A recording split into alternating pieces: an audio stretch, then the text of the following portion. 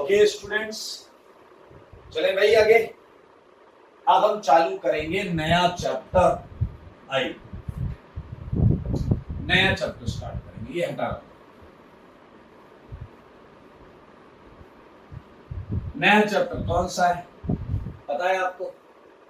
Stereo isomerism का अगला segment. Stereo isomerism का अगला सेगमेंट, ठीक है।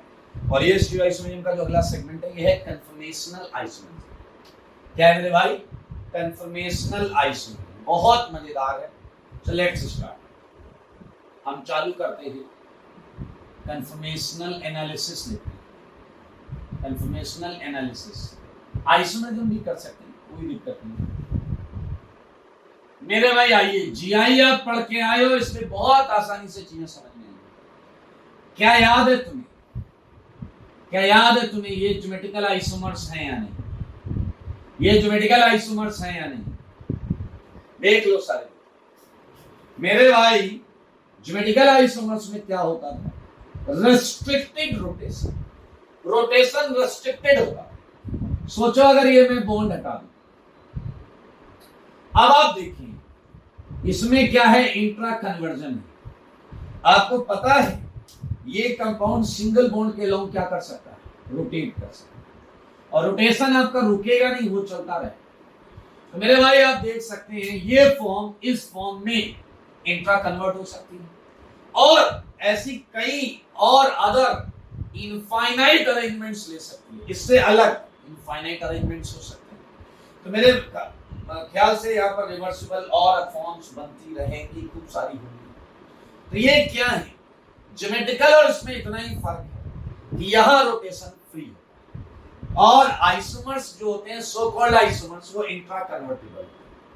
जरा ध्यान से देखें, अगर मैं पर्टिकुलरली इन दो अरेंजमेंट्स की बात करूं, पर्टिकुलरली इन दो अरेंजमेंट्स की बात करूं, तो इनमें आप क्या बोलने वाले?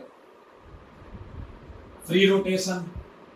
इनमें फ्री रोटेशन सेकंड पर, ये इंट्रा कन्वर्टेबल। इंट्रा कन्वर्टेबल है, इंट्रा कन्वर्टेबल है भाई साहब, एक दूसरे में इंट्रा कन्वर्ट हो रहे हैं। अच्छा, क्या ये डायनेमिक इक्विलिब्रियम में है? यस, डायनेमिक इक्विलिब्रियम मतलब वो इधर आ रहा है, ये उधर जा रहा है। इक्विलिब्रियम होता ही आपका ऐसा। चलिए नेक्स्ट वन। क्या कभी एक कंटेनर में जिसमें ये है और ये है, तो क्या इन्हें अलग कर पाओगे? ये अलग हो ही नहीं सकते, क्योंकि ये फॉर्म तो घूमकर उसमें चली जाएगी, आप उसे रोक नहीं पाएंगे। तो मैं लिख सकता हूं can not be separated individually. मानते हो या नहीं? इंडिविजुअली सेपरेट नहीं किया जा सकता। मेरे भाई इन्हीं को बोला जाता है रोटामर्स। क्या बोला जाता है? रोटामर्स। आप थोड़ा बुद्धि लगा सकते हो, why such kind of word is given, rotamers. अरे रोटेशन से बनने वाला मॉलिक्यूल या आइसोमर्स, रोटामर्स। और मजेदार चीज क्या है, इसे ट्रू आइसोमर्स नहीं मानते, नॉट ट्रू आइसोमर्स। इसे ट्रू आइसोमर्स नहीं मानते, नॉट ट्रू आइसोमर्स। चलिए मेरे भाई समझना इसका क्या सेंस है, क्यों बोला गया नॉट ट्रू आइसोमर्स। मान लो मैंने आपको कहा कि एक एग्जांपल दिया मैंने आपको कि भैया C4H10 के ऑल पॉसिबल आइसोमर्स बताओ, ऑल पॉसिबल आइसोमर्स बताओ। अब तुमने कैसे सॉल्व किया? तुमने कहा C4H10 ये तो एल्केन है, एक आइसोमर ये हो गया और एक आइसोमर ये हो गया। आपको पता है चेन आइसोमर्स होंगे इसमें, चेन आइसोमर्स। फिर आपने कहा कि ये रोटेट करेगा, इसके होंगे इनफाइनाइट, इसमें भी रोटेशन होगा इनफाइनाइट। फिर आपने आंसर दे दिया टू इनफाइनाइट, हालांकि टू इनफाइनाइट कुछ होता नहीं। तो मेरे भाई क्या आप समझ रहे हैं? आपको जब भी ये बोला है all possible isomers, all possible isomers, मेरे भाई सब लेना, ऑप्टिकल ज्योमेट्रिकल सब लेना एक्सेप्ट कंफर्मेशन। कंफर्मेशन काउंट नहीं करना है। ये काउंट तभी होगा जब खुलकर पूछा जाए ब्यूटेन के कितने कंफर्मेशन होंगे, स्टेबल अनस्टेबल, ऐसे पूछा जाए तभी आप बताइएगा इसकी। क्योंकि ये बात बताओ, ये तो घूम के इनफाइनाइट फॉर्म्स में एग्जिस्ट करेगा। मैंने एक बनाई है, बट मैंने बोला बहुत सारी फॉर्म्स हो सकती हैं। तो मेरे भाई ये भी लिख सकते हैं इनफाइनाइट, पहली बात तो ये जो रोटामर्स है, जो फॉर्म्स है, इन्हीं को हम बोलते हैं कन्फर्मेशंस। क्या बोलते हैं भाई? कन्फर्मेशंस। इन्हीं फॉर्म्स को क्या बोलते हैं? कन्फर्मेशंस। ये कन्फर्मेशनल आइसोमर्स हैं। कन्फर्मेशनल आइसोमर्स भी बोल सकते हैं, कन्फर्मेशनल आइसोमर्स। और ये कितने हो सकते हैं? Infinite possible. कितने हो सकते हैं? इनफाइनाइट। हर एक एंगल पर एक कन्फर्मेशन मिलेगा। Infinite possible conformation, infinite possible conformation, बहुत सारे पॉसिबल। ओके, तो मेरे भाई ये आप देखें, आप मिल चुके हैं कन्फर्मेशनल आइसोमर से, और आप बता सकते हैं, डिफाइन कर सकते हैं conformational isomer for any compound. एक कंपाउंड के कन्फर्मेशनल आइसोमेरिक फॉर्म्स, सही है, can be obtained by free rotation. One of the case can be obtained by free rotation, and they are intra-convertible into each other. समझ में आया या नहीं? It's a very simple definition of conformation which we can have here. एक example है, छोटा सा एक एग्जांपल है। हम डेफिनेटली एक एग्जांपल और करेंगे अभी, लेकिन इधर आ जाए, पहले डेफिनेशन लिखेंगे कंफर्मेशन, या नीचे लिख लेते हैं, नीचे लिखेंगे, ठीक है? ओके, हाँ, conformation या arrangements obtained for any compound, ध्यान से सुनो, arrangements obtained for any compound due to free rotation, सही है। याद रखना, फ्री रोटेशन एकमात्र वजह नहीं है कंफर्मेशन की। फिलहाल अभी मैं फ्री रोटेशन लिख रहा हूं, बट मैं आगे इस पर और चर्चा करूंगा। Arrangements obtained for any compound due to free rotation across a sigma bond, सही है, is known as conformational isomers.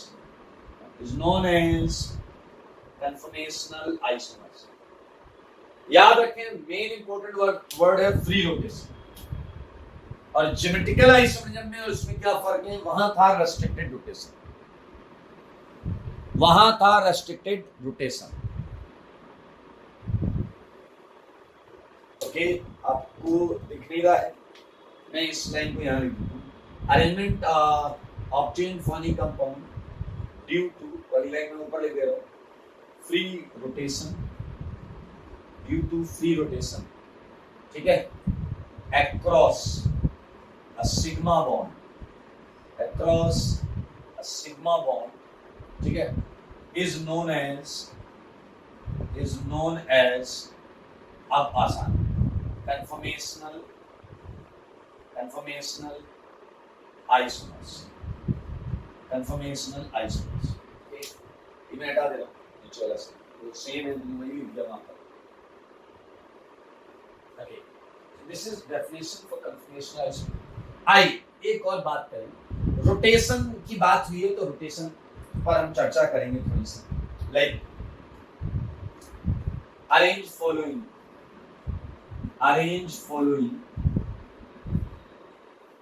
In decreasing order of, ये नीचे एरो है, इसका मतलब decreasing order of bond rotation energy barrier. सारे लोग ध्यान से देखें क्वेश्चंस। मैंने आपको दिया है जो क्वेश्चन, वो है आपका ब्यूटेन, आप ध्यान से देखिए, ब्यूटेन, ठीक है। फिर मैंने आपको दिया प्रोपेन, एक H ले लिया, मिथाइल। फिर मैंने आपको दिया इथेन, आप समझ पा रहे हैं, यहाँ पर मैंने दोनों H ले लिए। फिर मैंने आपको दिया है मिथाइल एमीन, सही है। और फिर मैंने आपको दिया है methanol.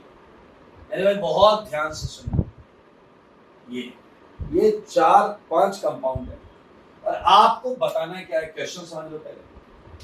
Bond rotation energy barrier, इन बॉन्ड्स के लॉन्ग रोटेट करने के लिए कहां क्या बैरियर लगेगा, मतलब जहां टफेस्ट है रोटेशन, टफेस्ट रोटेशन है, रोटेशन आसानी से नहीं हो सकता, उसे सबसे आगे रखिए। और जहां आसानी से हो रहा है उसके पीछे और आसानी से हो रहा है, उसके पीछे और आसानी से हो रहा है उसके पीछे। तो क्या फैक्टर है, क्या देखेंगे, कैसे देखेंगे। अब इसमें कुछ बच्चों का डाउट आएगा, सर आई ऑब्जेक्ट, मेरा डाउट ये है कि रोटेशन होगा क्यों, मेरा डाउट है कि रोटेशन होगा क्यों। आइए बता दें मेरे भाई, दरअसल है क्या, रूम टेम्परेचर जो 25 डिग्री सेंटीग्रेड रूम टेम्परेचर पर हर एक कंपाउंड, हर एक मॉलिक्यूल को सर्टेन अमाउंट ऑफ एनर्जी मुफ्त में मिलेगी। हर कंपाउंड के पास इतनी एनर्जी, और उस एनर्जी के अंदर अगर कोई चेंज या केमिकल प्रोसेस उसे करनी है तो वो किसी से पूछेगा नहीं, वो कंपाउंड अपने आप। आपको अगर वाकई ये ब्यूटेन कभी मिल जाए ना राह चलते, तो मेरे भाई ये ऐसा ब्यूटेन नहीं रहेगा जैसे ये देखो मेरे उंगलियों से भी मैंने बनाया, ये ऐसा घूम रहा होगा। मैं पूरा नहीं घुमा सकता क्योंकि आप देख सकते हैं साइकिल बन चुका है मेरे दोनों हाथों उस तरीके का, तो रोटेशन रेस्ट्रिक्ट है, बट यहाँ तो ओपन घूम रहा होगा कंटिन्यूअस। अब आप कहोगे क्यों घूम रहा होगा, अरे बता रहा हूं ना भाई, इस रोटेशन के लिए 3.9 किलो कैलोरी की एनर्जी चाहिए और रूम टेम्परेचर पे 25 किलो कैलोरी सबको मुफ्त में मिलेगी। घूमता रहेगा, किसी से परमिशन थोड़े चाहिए। मान लीजिए आपकी पॉकेट मनी है 100 रुपए महीना, मान लीजिए आपकी पॉकेट मनी है 100 रुपए महीना, ठीक है। तो मेरे भाई 10 रुपया का कोई काम करना है तो पूछोगे थोड़े किसी से, तो कर लोगे। लेकिन अगर 1000 रुपए का काम करना है फिर तो भैया घर वालों में से, मम्मी पापा से बात करनी पड़ेगी। तो जो रिएक्शन या केमिकल चेंज या केमिकल प्रोसेस रूम टेम्परेचर पे सबको 25 किलो कैलोरी मिला है, उससे कम एनर्जी रिक्वायर करते हैं तो वो स्पॉन्टेनियस चेंज होता है, वो चीज अपने आप होने लगती है। और जब उसी चेंज के लिए 25 से ज्यादा एनर्जी चाहिए होती है, फिर मेरे भाई वो कंपाउंड वो काम नहीं कर पाता, फिर हमें बाहर से कुछ डालना पड़ता है, हीट करना पड़ता है, एनर्जी बाहर से नहीं, ठीक है। तो रोटेशन हर कंपाउंड में होता है। रूम टेम्परेचर पे 25 किलो कैलोरी से नीचे वाले जो बैरियर होते हैं वो सब घूमते हैं और सिंगल बॉन्ड पे लॉन्ग रोटेशन होता है। तो जैसा आप ये देख पा रहे हैं, देख लें मेरे भाई, ऐसे करेंगे 1 2 3 4 5, ठीक है। ये आप थोड़ा सोचिए कैसे करें हैं? मेरे भाई आप बताओ सबसे ज्यादा रिपल्सन कहां दिख रहा है? सोचो सोचो, क्या आपने देखा रिपल्सन घटता जा रहा है? क्या आपने देखा रिपल्सन घटता जा रहा है? बोलते नहीं हो यार तुम लोग, बोलते नहीं हो बात को, समझते नहीं हो जज्बात। बताओ सबसे ज्यादा रिपल्सन कहां लगा? पहले में। तो क्या आप ये समझ पा रहे हो कि फर्स्ट का रोटेशन बैरियर सबसे ज्यादा होगा, फिर सेकंड का, फिर थर्ड का। अब ये जो दो हैं इन्हें अगर आप ध्यान से देखो, ये पूरा डिक्रीजिंग ऑर्डर ही लिखा मेरे भाई। आपने यहां तो बड़ी आराम से देखिए, दो बड़े, बड़ा छोटा, छोटे छोटे, इन तीन में कंपैरिजन के लिए सबसे सिंपलेस्ट मेथड है।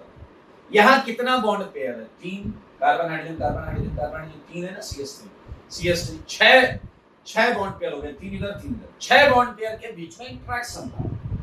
अबे मैंने 2H दिखाए हैं, इसका मतलब ये थोड़े कि ये 2H और ये 2H रिपल्सन नहीं कर रहे होंगे, सारे रिपल्सन कर रहे हैं। ये इससे तो ये इधर इधर ऐसा चला। यहाँ 6 बॉन्ड पेयर है, यहाँ 5 है, 3 इधर 2 इधर 5, यहाँ 4, 3 इधर और 1 इधर 4। मेरे भाई ये ऑर्डर आ गया बॉन्ड रोटेशनल एनर्जी बैरियर। ये ऑर्डर आ गया बॉन्ड रोटेशनल एनर्जी बैरियर का। लेकिन टेंशन मत लो टेंशन।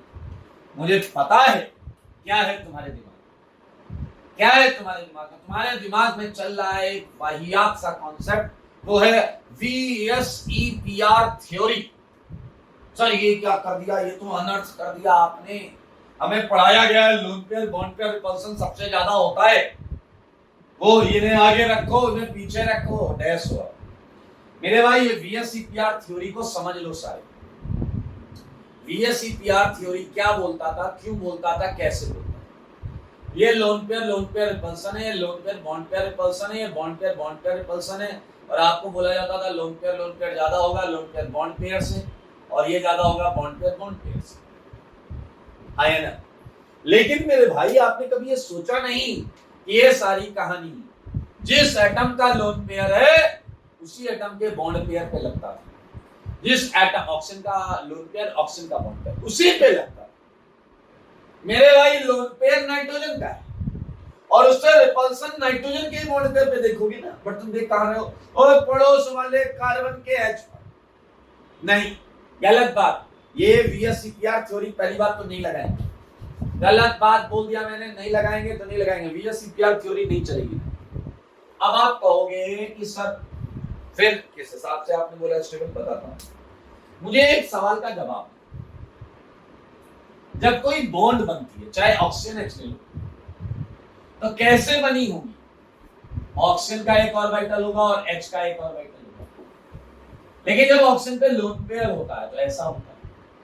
अब आप मुझे बताओ, लोन पेयर ज्यादा स्पेस ऑक्यूपाई करता है या बॉन्ड पेयर? लोन पेयर ज्यादा स्पेस ऑक्यूपाई करता है या बॉन्ड पेयर? ज्यादा स्पेस कौन ऑक्यूपाई करता है? Bond pair. तो क्या आप कंपटीशन या कंपैरिजन को समझ गए हैं? मैंने बोला यहाँ 5 बॉन्ड पेयर, लोन पेयर कम स्पेस ऑक्यूपाई करेगा, कम रिपल्सन लगाएगा, यहाँ और कम। याद रख ले, समझ ले, हमें इसका रिपल्सन इस पे देखना है, क्योंकि लोन पेयर VSEPR थ्योरी वाला नहीं लगेगा, ये कम स्पेस ले रहा है तो ये आराम से यहाँ रह सकता है। So this is all about concept behind this order. मैंने देखा है आप में से कई लोग ऐसे डाउट पूछते हैं जो क्लास में एक्सप्लेन हो चुका हो, बिल्कुल पॉइंट टू पॉइंट उस पर बात की गई होती है, बट आप शायद क्लास में सुनते ही नहीं, क्या करते हैं, सोते रहते हैं, सीधा वो डाउट पूछते हैं। क्लास की एक एक बात आपके दिमाग में हो, फिर डाउट पूछने का आनंद ही कुछ और।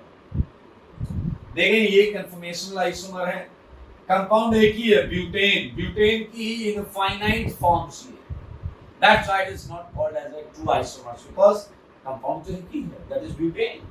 मेरे भाई ये देख लें, और हम क्या करेंगे, ये सिंगल बॉन्ड के अलोंग घूमने से जो इनफाइनाइट अरेंजमेंट्स बने हैं, हम उन इनफाइनाइट अरेंजमेंट्स में से कुछ अरेंजमेंट्स को पढ़ेंगे, कुछ अरेंजमेंट्स को पढ़ेंगे, ठीक है मेरे भाई। ये बेसिक्स है कंफर्मेशनल आइसोमर्स का। ये 2 क्वेश्चन मैंने आपको करा दिए हैं, इसके आइसोमर पूछे जाएंगे, तो कितने आएंगे भाई? 2, ठीक है। इसमें हम कंफर्मेशनल आइसोमर्स ऐड नहीं करेंगे, ठीक है। अगर वो ऐड करने लगे तो दुनिया में सबका आंसर इनफाइनाइट हो जाएगा, ठीक है। आइए, अब आपको पता है ये चैप्टर है, it is all about rotation. Open chain में तो रोटेशन मेरे भाई ऐसा रोटेट होगा, तो आपको पता है 3D में मॉलिक्यूल को हमें इमेजिन करना पड़ेगा, सोचना पड़ेगा, कॉपी में ड्रॉ करना पड़ेगा। तो मेरे भाई इस चैप्टर की रिक्वायरमेंट के हिसाब से हम कंपाउंड को ड्रॉ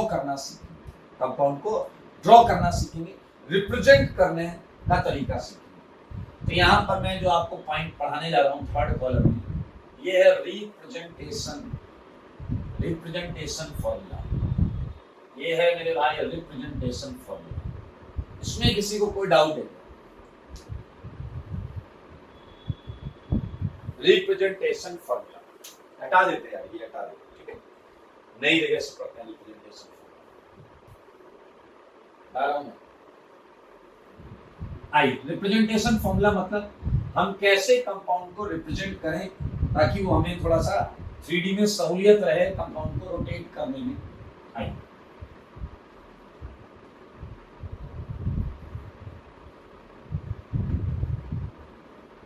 चलें, ready? So we are going to start from representation formula. Representation formula, compound को रिप्रेजेंट कैसे किया जाए। पहला मेथड आता है मेरे भाई veg dash formula. Veg dash formula मेरे भाई वेज कहां से आया है? फिजिक्स में ऐसे क्वेश्चन सॉल्व करते हो नहीं करते हो? ऐसा एक वेज है, वेज पे एक n मास रखा है, ये एंगल थीटा है, इधर पुली है, इधर एक और मास है, याद है? तो मेरे भाई आपको पता है इधर नॉर्मल रिएक्शन है, ये एंगल भी थीटा होगा, ये mg साइन थीटा होगा। मेरे भाई अपने को सब नहीं करना, अपने को फिजिक्स नहीं पढ़नी। क्या तुमने शुरुआत में सुना था? अपने को केवल वेज चाहिए। क्या तुमने देखा ये वेज है? ये वेज है जिसपे बॉक्स रखा था आपने को, केवल ये डिजाइन चुरा लेंगे ये डिजाइन। सुनना, हमने चुरा लिया है डिजाइन, ये डिजाइन चुरा लिया। मेरे भाई क्या होता है, हम तीन तरीके से बॉन्ड बनाएंगे, तीन तरीके से बॉन्ड बनाएंगे। एक बॉन्ड हम ऐसी बनाएंगे, देखो ये उसी वेज जैसी है, बस छोटा सा हमने बनाया। ऐसी बनाएंगे या फिर ऐसी बनाएंगे, तो चलेगा सेम ही तो है, हम बिल्कुल सेम। मेरे भाई कई बार इसके अंदर ऐसा डार्क कर देते हैं, सेम मतलब है 100% बॉन्ड का रिप्रेजेंटेशन है कि बॉन्ड हम कैसे बनाएंगे। कई बार ऐसा डार्क कर देते हैं, सेम मतलब है 100% सेम मतलब है। कुछ बॉन्ड हम एकदम सिंपल लाइन से बनाएंगे जैसे हम अभी तक बनाते हैं, और कुछ बॉन्ड को हम ऐसा बनाएंगे, कुछ बॉन्ड को हम ऐसा बनाएंगे। पीछे वाले कह रहे यार सेम क्यों लग रहा है मुझे, क्योंकि सेम एड्रेस अभी बनाने तो मेरे भाई कुछ बॉन्ड हम ऐसे बनाएंगे। देखना, देख रहे हो, देख रहे हो डैश, देख रहे हो डैश, अरे नाराज मत होइए, मैं ऐसे कह रहा हूं, देख रहे हो डैश। तो मेरे भाई ये तीन टाइप का बॉन्ड रिप्रेजेंटेशन, इसे बोलते हैं वेज, वेज बॉन्ड। क्या बोलते हैं? वेज। और इसे बोलते हैं आपका फेवरेट, जो आपको पसंद, डैश। इसकी कैटेगरी आप करेंगे डैश कैटेगरी। और ये सिंपल बॉन्ड है, इसे कुछ बोलने का मतलब नहीं है। ये है वेज बॉन्ड, ये है वेज बॉन्ड, ये है डैश बॉन्ड। चलो इसे भी कर देते हैं सिंपल बॉन्ड, सिंपल बॉन्ड। ठीक है मेरे भाई, वेज बॉन्ड का क्या मतलब? अगर ये बॉन्ड वेज है, इसका मतलब है कि ये बॉन्ड ऑब्जर्वर की तरफ है। ऑब्जर्वर कौन होंगे? आप लिख रहे होगे तो आप ऑब्जर्वर होंगे। तो ये है बॉन्ड टुवर्ड्स ऑब्जर्वर। मैं इसे थोड़ा सा ऐसे कर देता हूं, ये है सिंपल बॉन्ड, मैं इसे लिखता हूं। वेज बॉन्ड का मतलब क्या है? बॉन्ड टुवर्ड्स, बोलो ना डैश, ऑब्जर्वर, देखने वाले की तरफ। अच्छा, डैश बॉन्ड क्या है? Bond away to observer, away to observer. अच्छा, सिंपल बॉन्ड का बॉन्ड इन प्लेन, ये ना आपकी तरफ होगी ना आपसे दूर होगी, बीचों बीच। वेज वाली कौन सी? आपकी तरफ। डैश वाली कौन है? अंदर की तरफ। सिंपल वाली क्या? बीचों बीच, प्लेन में। ये बॉन्ड प्लेन में पड़ेगी। तो मैं क्या लिख सकता हूं सिंपल बॉन्ड में? Bond in plane. समझ में आया है? Bond in plane. चलो एक बात है, मान लेते हैं ये वाला प्लेन ये बोर्ड है, मान लेते हैं ये वाला प्लेन ये बोर्ड है। इस बोर्ड में अगर कोई बॉन्ड बनेगी, ऐसे ऐसे ऐसे ऐसे कैसे भी बने, तो सिंपल लाइन में बने। लेकिन अगर इसे मैं घुमा कर ऐसा कर दूं, देखो ऐसा, ए वेज हो गई, वेज वेज वेज, आपकी तरफ आ गई, आपकी तरफ आ गई, वेज। अब बताना वेज, अब बताना वेज, अब बताना वेज, अब बताना वेज, अब बताना wedge. Simple simple simple simple. अब मान लो एज्यूम करो अंदर ले गए, dash dash dash dash dash. Simple simple, plane में आ गया फिर से। लो भैया बहुत सिंपल है। आइए एक एग्जांपल मैं आपके मुंह पे मारता हूं तो आपको समझ में आएगा। Example 1, ethane. ईथेन जानते हैं, CH3CH3। उसे मैं बनाता हूं खूबसूरत अंदाज में। ये C, ये H, ये H। महसूस करो, ये तीनों बॉन्ड, ये बोर्ड के प्लेन में, बोर्ड पर एकदम चिपकी हुई, ना बोर्ड के प्लेन से बाहर निकली है ना बोर्ड के प्लेन से निकली। लेकिन ये बोर्ड के अंदर है और ये बोर्ड के बाहर है। समझदार के लिए काफी इशारा है। ये बोर्ड के अंदर है, ये बोर्ड के बाहर है।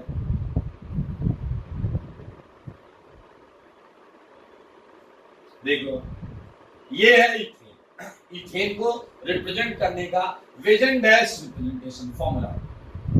अच्छा एक काम करते, आओ बच्चों एक काम करते, थोड़ा सा और अच्छा बनाइए, गंदा सा लग रहा है, थोड़ा और अच्छा बनाइए। H, ये H, ये थोड़ा सुंदर लग रहा है, पहले से थोड़ा ज्यादा सुंदर। ओके मेरे भाई एक काम कर, इस बॉन्ड के क्रॉस रोटेट करेगा।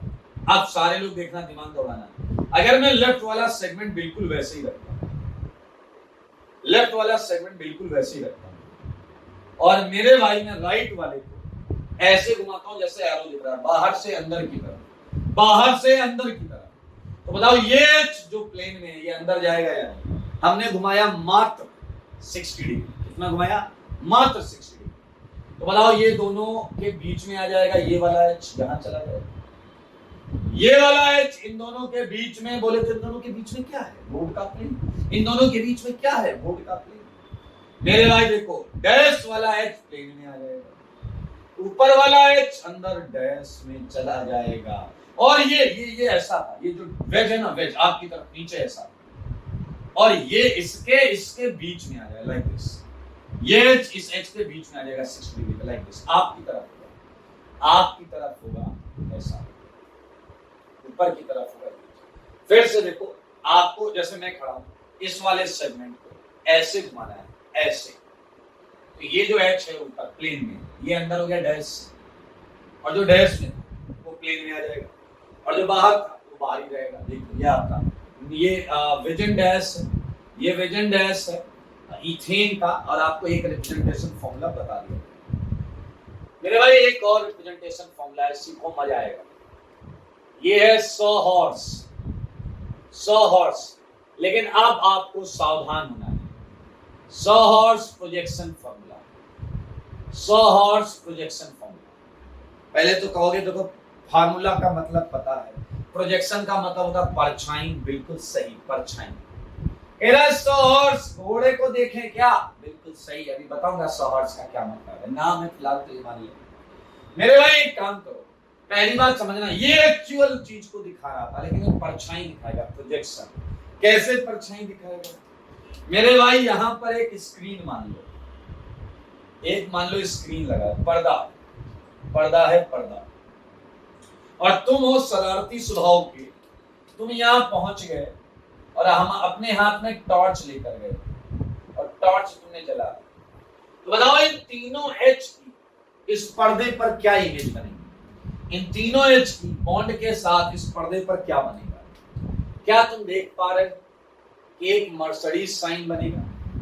ये एच जो ऐसा झुका हुआ है वो ऐसा बनेगा, जो ऐसा था वो ऐसा बनेगा। एक मर्सिडीज साइन बनेगा, देखो सारे H H H, Mercedes sign बनेगा भाई साहब, परफेक्ट। देखो इधर से टॉर्च लो, इसकी ऐसे इस पर्दे पर मर्सिडीज साइन। अब तुम शरारती स्वभाव के तो हो ही, मैंने बताया, पर्दा इधर भी लगा दो, पर्दे का कमाल है दोस्त। इधर आ जाओ भाग के, और आपने अपनी टॉर्च इधर जला दिया, सही, आपने इधर टॉर्च जला दी, तो अब इधर भी एक मर्सिडीज साइन बनेगा। मेरे भाई देखो जरा, देखो मगर वो ये जो है परछाई, इसी को बोलते हैं 100 हॉर्स प्रोजेक्शन फॉर्मूला। देखो कितना सुंदर दिख रहा है मेरे भाई, लेकिन ये सच नहीं बता रहा है। झूठ क्या है? ये एंगल 120 दिखा रहा है, ये एंगल 90 दिखा रहा है, जबकि आपको पता है इथेन में ना कोई एंगल 120 होता है, ना कोई एंगल 90। एक बच्चा कह रहा था पढ़ क्यों है? अरे भाई क्या तुमने देखा, मनुष्य प्रजाति थोड़ा आलसी होती है, तो यहां उन्हें लगा मेहनत कौन रंग भरे, कौन डैश डैश करे, सिंपल फॉर्म। मेरे भाई परछाई फॉर्म बनाना चालू कर दिया गया, तो ये चीजों को थोड़ा इजी करेगा। लेकिन जब आपको कोई टेक्निकल कॉन्सेप्चुअल चीज पढ़नी होगी या सॉल्व करनी होगी, तो मेरे भाई मैं आपको सलाह दूंगा कि आप विजन डैश में डील करें, क्योंकि ये आपको सच दिखाता है। आइए मैं 100 हॉर्स में इस बॉन्ड के अलावा घुमाकर इसका कंफर्मेशन भी बनाना चाहूंगा, तो आप देखें अगर मैं उतने डिग्री घुमाऊं जितने डिग्री मैंने बोला था, तो ऐसा आ जाएगा। सही है दोस्तों, देख लो देख लो, ये है प्रोजेक्शन फॉर्मूला, 100 हॉर्स प्रोजेक्शन। और सच बताऊं, ऐसे इसी वजह से हुआ। क्या तुम्हें ऐसा नहीं लगता ये हॉर्स टाइप लग रहा है या नहीं लग रहा है? लग रहा है। ये कौन सा हॉर्स है? कोई भी हॉर्स हो, आप तो इसलिए थोड़ा सा लुक की वजह से ऐसा बोल दिया। ओके, तो this is 100 horse projection formula. इस प्रोजेक्शन फॉर्मूला में हम प्रोजेक्शन को यूज करते हैं एक्चुअल कंपाउंड। थर्ड वाला महा इंपॉर्टेंट, जो हम सबसे ज्यादा यूज करेंगे, जो हम सबसे ज्यादा यूज करेंगे इस चैप्टर में। मेरे भाई आपने सुना होगा बहुत सारे सुपर हीरो होते हैं, सुना है हॉलीवुड में सुपर हीरो, ही मैन, बैटमैन, आयरन मैन, ही मैन, सी मैन, बहुत सारे, स्पाइडरमैन। हमारे हिंदू माइथोलॉजी में, इंडियन उसमें भी बहुत सारे सुपर हीरो हैं। हनुमान सुना है आपने? First super hero on this earth, ब्रह्मांड में हनुमान। हनुमान मुझे लगा कौन है हनुमान, बुद्धि लगाओ।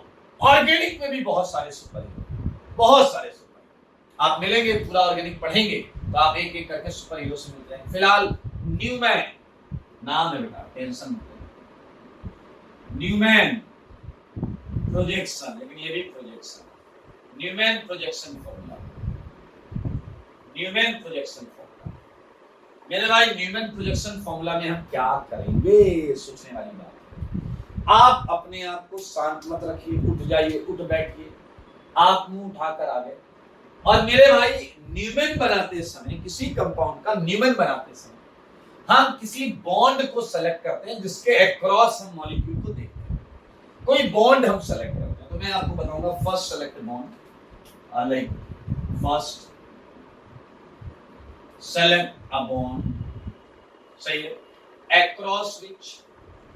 अक्रॉस विच क्या करेंगे हम, we are going to observe, we are going to draw Newman.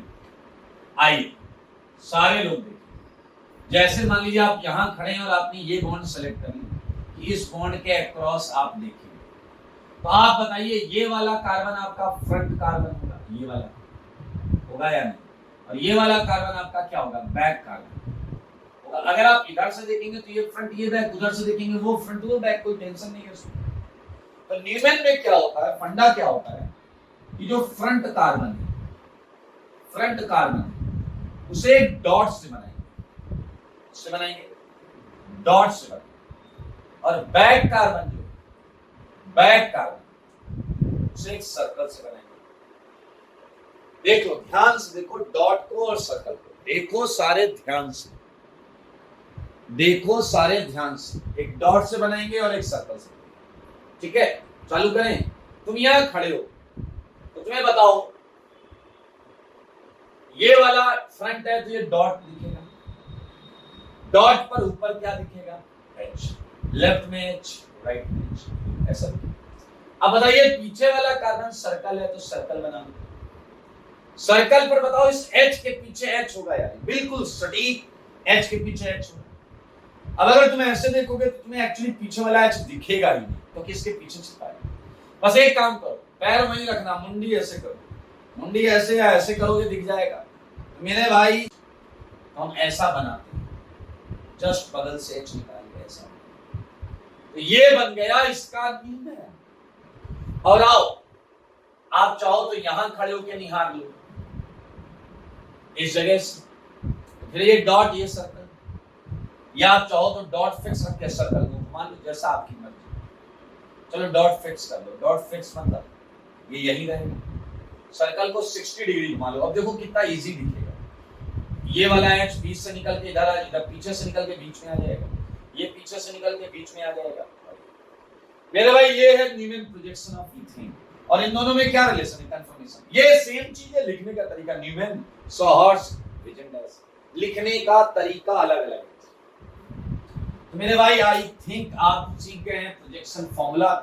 एक बात याद रखना कि कोई भी प्रोजेक्शन रिप्रेजेंटेशन कभी भी सही बॉन्ड एंगल नहीं बताता, सही बॉन्ड एंगल नहीं बताता। आप देखें डॉट और सर्कल के बीच में एक कार्बन है, डॉट और सर्कल के बीच में, सॉरी, डॉट और सर्कल के बीच में एक बॉन्ड है, यहाँ डॉट और सर्कल के बीच में एक बॉन्ड वो आपको दिख रही है। एक और बात याद रखना, डॉट से 3 बॉन्ड ही बनेगी और सर्कल से 3 ही बनेगी। 2 पॉइंट याद रखना, डॉट से 3 बन रही है क्योंकि चौथी बॉन्ड तो डॉट सर्कल के बीच में, और डॉट और सर्कल पर ये बॉन्ड हमेशा 120 के डिफरेंस में रहेंगे। डॉट पर तीनों बॉन्ड 120 पर रहेंगे और सर्कल पर तीनों बॉन्ड हमेशा 120 पर रहेंगे। इसका खास ख्याल रखिएगा। तो फिलहाल मैं ये हटाऊंगा और आगे बढ़ेंगे। हटा दें भाई, हाँ हटाए, सिंपल है।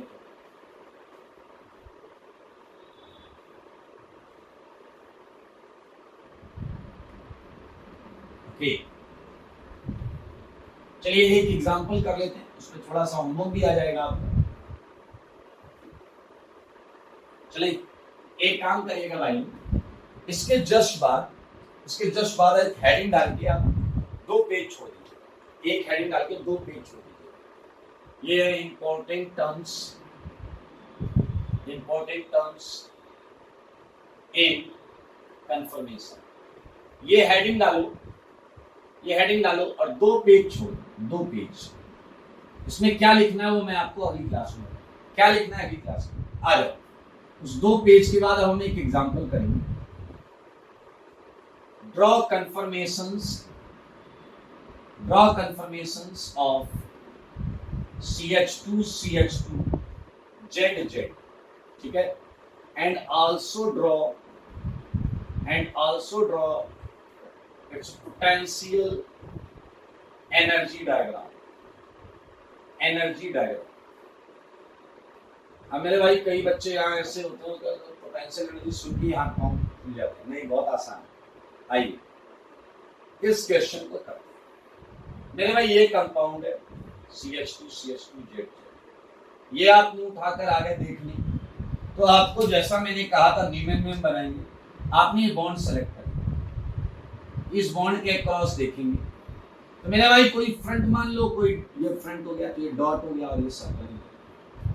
सुनना सर मेरे भाई, ये डॉट पर 3 चीजें लगी होंगी। आपकी मर्जी है आपको तीनों बॉन्ड कैसे भी रखो और कहीं भी कुछ भी रखो। बताओ डॉट पर 3 चीजें क्या? 2 हाइड्रोजन 1 जेड। मैंने ऐसे रखा है बट आपकी मर्जी, आप जहां चाहे वहां रखिए, ठीक है। अब सर्कल पर भी 3 चीजें, 2 हाइड्रोजन 1 जेड। आपकी अगेन मर्जी, आप उसके पीछे रखना चाहते हो, गैप में रखना चाहते हो, कहीं भी रखना है रख लो, बिल्कुल सेम आंसर आएगा। फिलहाल मैंने जैसे पीछे रखा है और जेड के पीछे तुम्हें जेड रखना है, जेड रखो, हाइड्रोजन रखना है, हाइड्रोजन रखो, अल्टीमेट आंसर सबका सेम होगा। ये हाइड्रोजन, ये मेरा पहला कंफर्मेशन है। आपका पहला कंफर्मेशन इससे अलग हो सकता है। अब आप अगेन फ्री हैं, आप डॉट फिक्स करके सर्कल घुमा सकते हैं, आप सर्कल फिक्स करके डॉट घुमा सकते हैं। बिलीव मी, आप फ्री हैं इस चीज। मान नहीं रहे हो यार, मैं सच बोल रहा हूं। You are free for this. आप डॉट फिक्स करना चाहते हैं, डॉट फिक्स करो। आपको सर्कल घुमाना, सर्कल जो भी करना। फिलहाल मैंने डॉट फिक्स कर, डॉट फिक्स है मतलब उस पर लगी हुई चीजें यही रहेंगी और सर्कल को मैं घुमाता रहूंगा। अच्छा, भीतर घुमाना है वो भी आप डिसाइड करो। क्लॉकवाइज, एंटी क्लॉकवाइज आपकी मर्जी है। क्लॉकवाइज, एंटी क्लॉकवाइज आपकी मर्जी है। ये मैंने ऐसा रेडीमेड बना लिया। चलो सर्कल को घुमाते हैं क्लॉकवाइज 60 डिग्री। तो मेरे भाई बताओ बॉन्ड बीच में आ जाएंगे या नहीं? ये जेड, ये एच, ये एच। और घुमाओ, रुक जाना नहीं। मेरे भाई बताओ जेड के पीछे एच आ जाएगा, एच के पीछे जेड आ जाएगा। 60 डिग्री के मल्टीपल में घुमाना, यहां एच आ जाएगा। रुक जाना नहीं और घुमाओ। अब जेड यहां आ जाएगा, एच यहां आ जाएगा। रुकना मना है। जेड यहां आ जाएगा, एच यहां आ जाएगा, एच यहां। रुकना मना है। जेड यहां, ये तो था ही पहले यार, सर्कल का यहां आ गया, ये एच। मेरे भाई एक काम करो, इतना कर लिया है तो एक बार और घुमा, चला गया सेम आ जाएगा पहले वाला, जेड एच। देख लें आपने सारे कंफर्मेशंस ड्रॉ कर। क्या आपने नोटिस किया है कि फर्स्ट वाला लास्ट वाले की मिरर इमेज? ध्यान से, फर्स्ट वाला लास्ट वाले की मिरर इमेज है या नहीं? क्या आपने देखा सेकंड वाला सेकंड लास्ट वाले की मिरर इमेज? मिरर मतलब साइड में मिरर रखो, इमेज में वो दिखाई देगा। ये इसकी मिरर इमेज। तो दरअसल बीच वाले के इधर जो 3 है और उधर जो 3 है वो एक दूसरे की मिरर इमेज। आइए, लेकिन दिखने सुनने में स्ट्रक्चर एक जैसा। नामकरण करते हैं, नामकरण। क्या आपने देखा दोनों जेड एक दूसरे के एंटी हैं, सबसे अपोजिट। मेरे भाई इस कंफर्मेशन को हम प्यार से एंटी कंफर्मेशन, क्या बोला एंटी कंफर्मेशन। अच्छा, कभी वो सुना है सूर्य ग्रहण, चंद्र ग्रहण सुना है? सोलर इक्लिप्स, लूनार इक्लिप्स सुना है आपने? इक्लिप्स्ड वर्ड यूज होता है जब चीजें हिडन होती हैं, एक दूसरे के पीछे छिप जाती हैं। क्या इशारा समझ रहे हो? यहां भी हिडन, यहां भी हिडन, यहां भी हिडन, लेकिन यहां जेड के पीछे जेड छिपा है, यहां एच के पीछे जेड छिपा है। मेरे भाई इक्लिप्स्ड है। इसे क्या बोलेंगे? Eclipsed, hidden balancing, eclipsed confirmation. ये भी इक्लिप्स्ड है, लेकिन इसे बोलते हैं पार्शियली इक्लिप्स्ड। क्या बोलते हैं? Partially eclipsed. मेरे भाई ये एक बचा है, क्योंकि बाकी सब वही नाम चलेगा। देखो ये इक्लिप्स्ड है, पार्शियली इक्लिप्स्ड है, ये इक्लिप्स्ड है, और ये वाला ही। मेरे भाई इसका नाम है गॉच। क्या बोलते हैं? गॉच। सारे लोग बोलो GAUCH, गॉच कंफर्मेशन। गॉच कंफर्मेशन। तो ये नामकरण कर दिया मैंने, नामकरण समारोह हो गया है। मैंने ड्रॉ कर दिए हैं, बस पोटेंशियल एनर्जी डायग्राम बनाना है, काम खत्म। चलो मुझे जल्दी से बताओ कि इसका स्टेबिलिटी ऑर्डर क्या होगा? स्टेबिलिटी ऑर्डर इन कंफर्मेशंस का देखो, ध्यान से देखो और बताओ स्टेबिलिटी ऑर्डर क्या होगा। सबसे ज्यादा स्टेबल रिपल्शंस क्या है? दूर दूर है, तो एंटी। एंटी के बाद गॉच, गॉच के बाद मेरे ख्याल से partially eclipsed and last eclipsed. ये है स्टेबिलिटी ऑर्डर। तो मेरे भाई अगर मैं आपसे पूछूं पोटेंशियल एनर्जी ऑर्डर, आपको पता है स्टेबिलिटी और पोटेंशियल एनर्जी इनवर्सली रिलेटेड होती है। तो क्या आएगा? इक्लिप्स्ड, पार्शियली इक्लिप्स्ड, गॉच और एंटी। मेरे भाई अगर पोटेंशियल एनर्जी ऑर्डर पता है तो आप बहुत आराम से ग्राफ भी बना सकते हो। सबसे नीचे एनर्जी है एंटी की, फिर कौन है? गॉच, फिर कौन है? पार्शियली इक्लिप्स्ड, और सबसे ऊपर कौन है? इक्लिप्स्ड। कितने के मल्टीपल में घुमाया जरा बताना? 0, 60, 120, 180, 240, 300, 360, 60 के मल्टीपल में घुमाया ना भाई साहब। चलो 0 पर कहां थे? इक्लिप्स्ड। उसके बाद कहां आ गए? गॉच, 60 पर गॉच। उसके बाद पार्शियली इक्लिप्स्ड, 120 पर पार्शियली। उसके बाद एंटी, बस मैं वहां मार्क लगा रहा हूं। उसके बाद पार्शियली इक्लिप्स्ड, उसके बाद gauche, where is gauche? This is gauche. उसके बाद 360 eclipsed. Okay, so I think it's quite easy. Point से पॉइंट मिलाते चलो।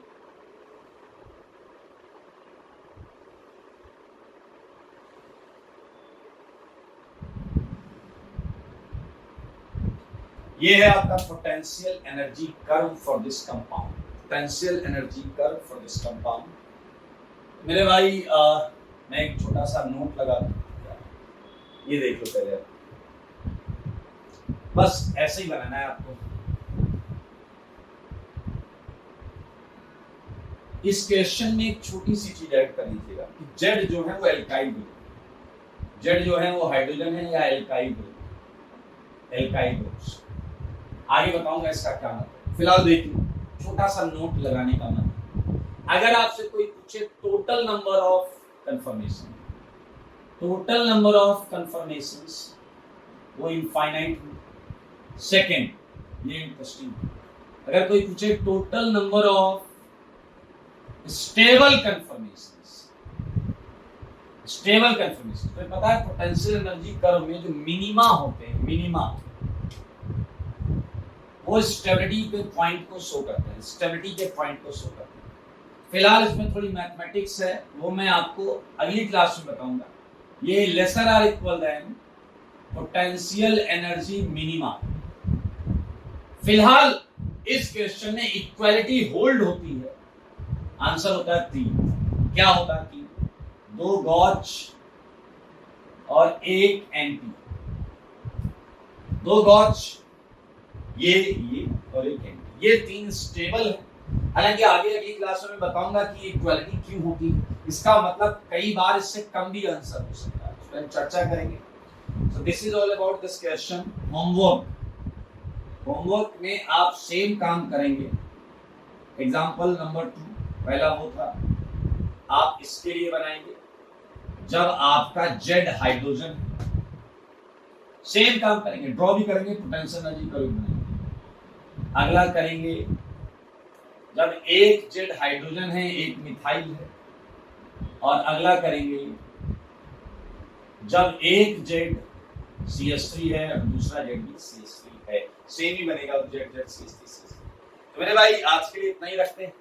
ये बहुत आसान चैप्टर है, यहाँ तो अपना कॉन्फिडेंस रिगेन कर सकते हो। अगली क्लास में हम करेंगे खूब सारे क्वेश्चंस एंड मोस्ट प्रॉब्ली हम इसे खत्म करके चालू करेंगे साइक्लिक कंपाउंड का कंफर्मेशन। बहुत मजेदार होगा। आज के लिए इतना ही। पढ़ते रहें, स्वस्थ रहें, मस्त रहें और पढ़ाई में व्यस्त रहें।